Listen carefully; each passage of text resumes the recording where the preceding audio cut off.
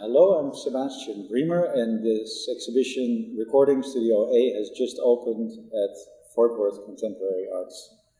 And I'm going to show you the space a little bit, and the exhibition and the idea behind it. I'm sitting right now in the whole center of the whole place, and the building has a particular structure. It's just a square, and I use it as a blank canvas to create, for me, a kind of heightened version of my regular studio, or what I would like my studio to be like.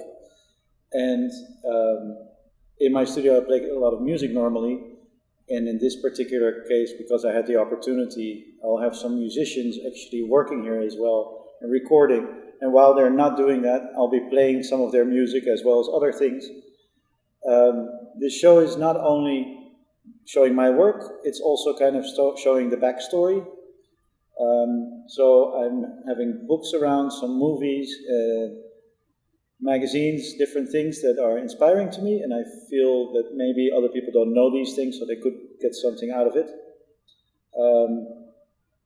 Because I'm interested in music, and I do not play it myself, and other people will do it here, and recording seems to be something that I do day to day with my pen.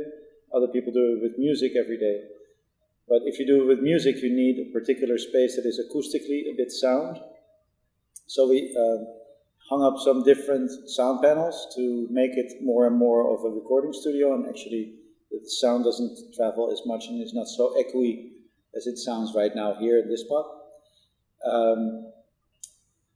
In designing a space, you need some kind of rules, and so I adopted the rule of the acoustic space, and the acoustic space made me think of a space that my grandfather once designed in a city in Holland, in Rotterdam. He built a concert hall, and he was a musician also, and he decided to build this thing, and it has a 6-cornered shape, and that's what we replicated here. So there's 1, 2, 3, 4, 5, 6 poles creating this particular partition.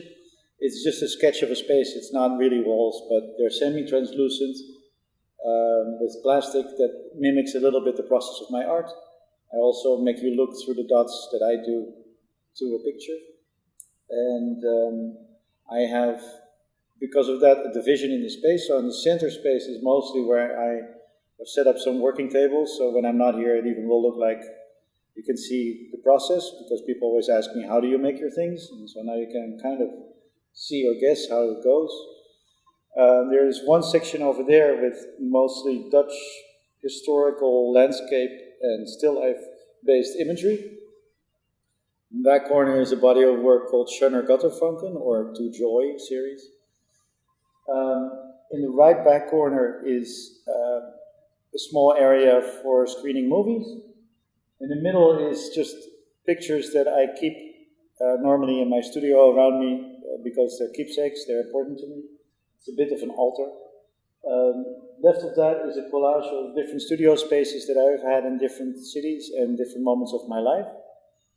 In the corner, there's a sculptural installation with projections that is a recreation of and a reinvention of an installation I did in London in a much larger scale, but here it works quite well.